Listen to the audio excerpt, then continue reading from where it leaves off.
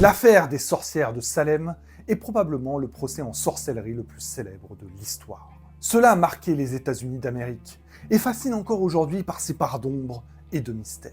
On s'abonne à la chaîne, on like la vidéo et on essaye de comprendre ensemble le procès des sorcières de Salem. On y va.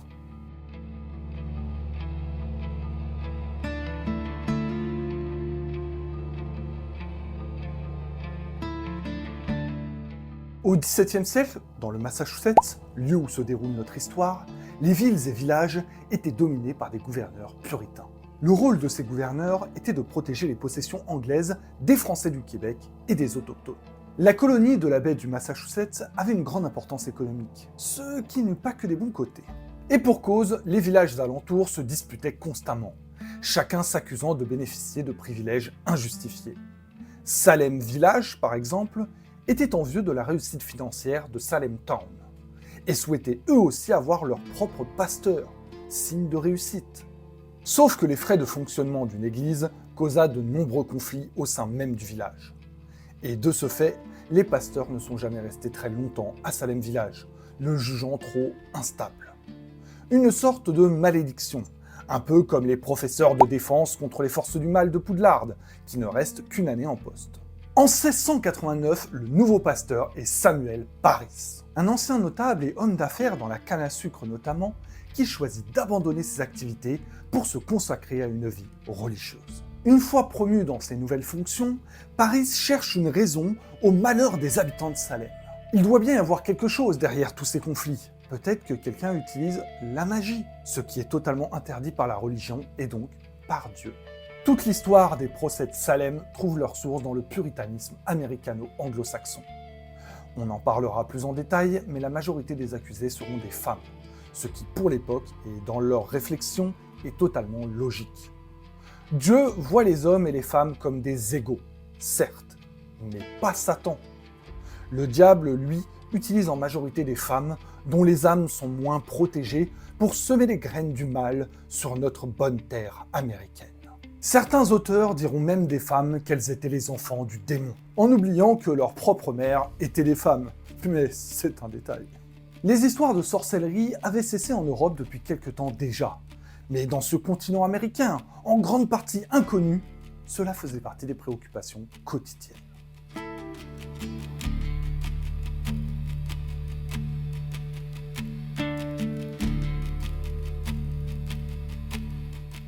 C'est en 1692 à Salem Village, aujourd'hui Danvers, que le scandale éclate. Deux jeunes filles de la communauté, Betty Parris et Abigail Williams, qui sont les filles et nièces du révérend, vont accuser certains de leurs concitoyens d'être des sorciers, des alliés de Satan et de les avoir envoûtés. Les deux enfants sont fascinés par le vaudou et demandent à Tituba, l'esclave barbadéenne du révérend, de leur apprendre à lire l'avenir. Un soir, une séance de divination traumatise les jeunes filles, qui croient voir des spectres. À partir de ce moment-là, Betty et Abigail se mettent à agir bizarrement. Elles se glissent sous les meubles, fuguent, parlent une langue inconnue et sont sujettes aux convulsions et aux hallucinations. D'autres jeunes filles sont alors victimes des mêmes maux. Anne Putman, Betty Hubbard, Mercy Lewis, Susanna Sheldon, Mercy Short ou encore Mary Warren. Les médecins ne parviennent pas à aider les fillettes, mais l'un d'entre eux prononce le diagnostic fatal. Elles sont sûrement possédées par le diable. Sauf que deux d'entre elles sont de la famille du pasteur. Ça fait mauvais genre, donc elles ont forcément été envoûtées. Les jeunes filles ont peur qu'on découvre qu'elles se sont adonnées à la sorcellerie, au vaudou, et elles se décident donc à donner des noms. Tituba est la première accusée. Ensuite, c'est le tour de Sarah Good, d'origine française, orpheline, seule et un peu dérangée. Elle murmure quand on lui donne de la nourriture. La troisième personne, c'est Sarah Osborne, une vieille femme alitée qui a capté l'héritage des enfants de son premier mari pour le donner à son propre fils. C'est pas très correct, mais c'est pas de la sorcellerie. Les trois femmes sont mises en prison, mais les crises et autres hallucinations ne s'arrêtent pas. Il faut donc d'autres coupables, qui ont pour nom Dorothy Good, 4 ans seulement, dont les paroles approximatives et normales pour son âge attirent l'attention. Martha Corey, qui avait exprimé des doutes quant aux allégations des jeunes filles, Rachel Clinton et Rebecca Nurse, membres respectés de l'Église. Si elles, si gentilles, si pieuses, pouvaient se livrer à des actes pareils, alors tout le monde pouvait être soupçonné. On peut noter que les accusations ne sont pas dues au hasard. Les deux fillettes de Salem Village ont pris soin d'accuser uniquement des habitants de Salem Town. On peut supposer que les soi-disant sorcières n'avaient pour seul tort que de s'être disputées avec la famille Parris. Dans cette Amérique puritaine, les accusations de sorcellerie n'étaient souvent que des règlements de compte. Durant les premiers interrogatoires, on vérifie si les sorcières ne possèdent pas de grains de beauté ou des taches de naissance, signe de possession du diable. Les arrestations ne s'arrêtent pas là. Elles se multiplient tant et si bien qu'en mai 1692, ils étaient 62 à être enfermés en attente du procès. Et cela sans compter ceux qui ont été relâchés et ceux qui se sont enfuis.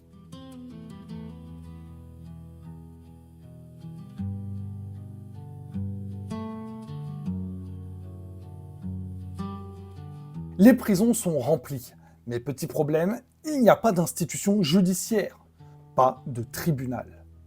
Les accusés vont donc rester plusieurs mois enfermés sans avoir été jugés.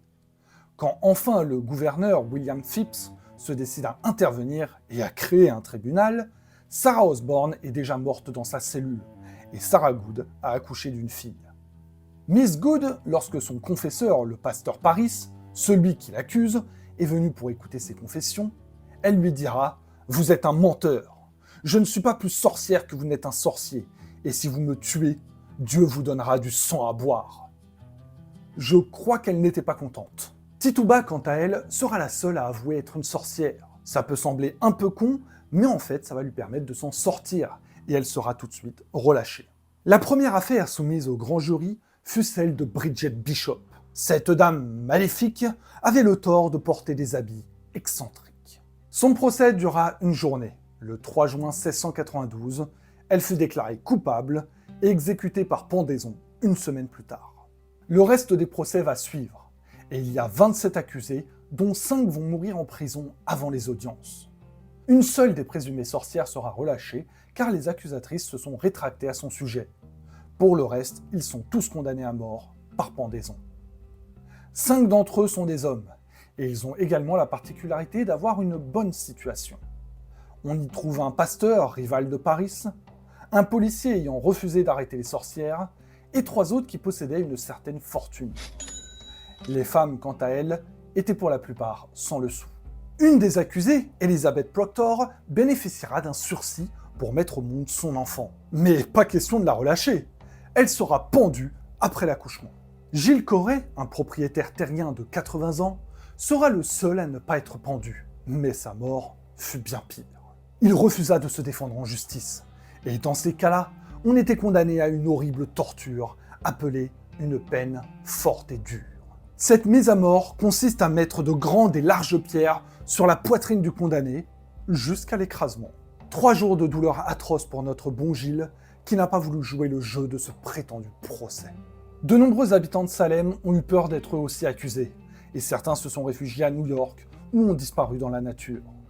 Les récoltes furent laissées à l'abandon, les bêtes n'étaient plus soignées, les scieries étaient vides, bref, c'était la merde. En 1692, les derniers accusés sont finalement relâchés sans procès. Le gouverneur, ayant un peu repris ses esprits, déclara « Il apparaît préférable que 10 sorcières suspectées puissent s'échapper, plutôt qu'une personne innocente soit condamnée. » Et on peut ajouter, surtout, quand il n'y a pas de preuves. En tout, ce furent plus de 200 personnes qui ont été accusées de sorcellerie et dont les vies ont été gâchées.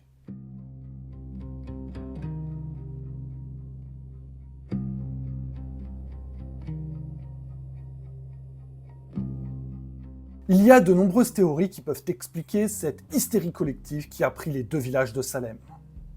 L'esprit puritain et la place très forte de la religion, bien sûr, mais pas seulement. On peut également parler de l'ergotisme, des hallucinations causées par l'ergot de Seigle. On peut parler de complot de la famille Parris pour assurer sa domination sur le groupe. L'une des explications les plus crédibles, c'est l'extrême paranoïa de la communauté de Salem. La colonie subissait de nombreuses attaques de la part des Amérindiens, et ce combat s'est bientôt transformé en affrontement entre le bien et le mal. Tout comportement déviant pouvait affaiblir la ville et permettre la victoire de Satan. On ne saura jamais les raisons exactes qui ont poussé le village à de telles extrémités, mais c'est sûrement un mélange de tout ça. L'affaire eut de telles répercussions qu'elle a contribué à réduire l'influence de la foi puritaine dans la Nouvelle-Angleterre, et a grandement contribué à l'établissement de certains principes fondateurs des États-Unis, notamment dans le domaine de la justice. Très rapidement, les gens ont eu conscience de ce qui s'était passé à Salem, et de l'immense injustice de ces procès. Quelques années plus tard, le tribunal ordonnera aux juges des procès de Salem de s'excuser publiquement pour leurs actions. Les victimes seront innocentées à titre posthume et leurs familles ont été dédommagées. Cette affaire va notamment créer l'expression chasse aux sorcières, si utilisée par les médias et par les politiques. En ce moment, je suis dans une période américaine. Et des histoires comme ça, j'en ai beaucoup en stock. On en a déjà fait une sur la colonie perdue de Roanoke. Alors, dites-nous en commentaire si vous en voulez d'autres. C'est compliqué d'être accusé de sorcellerie pour tout et n'importe quoi. Moi, par exemple, je bouge tout le temps en dormant. Ça se trouve, ça suffisait pour être pendu. On se quitte sur ces bonnes paroles. Vous pouvez vous abonner à la chaîne, nous rejoindre sur nos réseaux Instagram et TikTok. On se retrouve bientôt pour une nouvelle histoire. Et à la prochaine.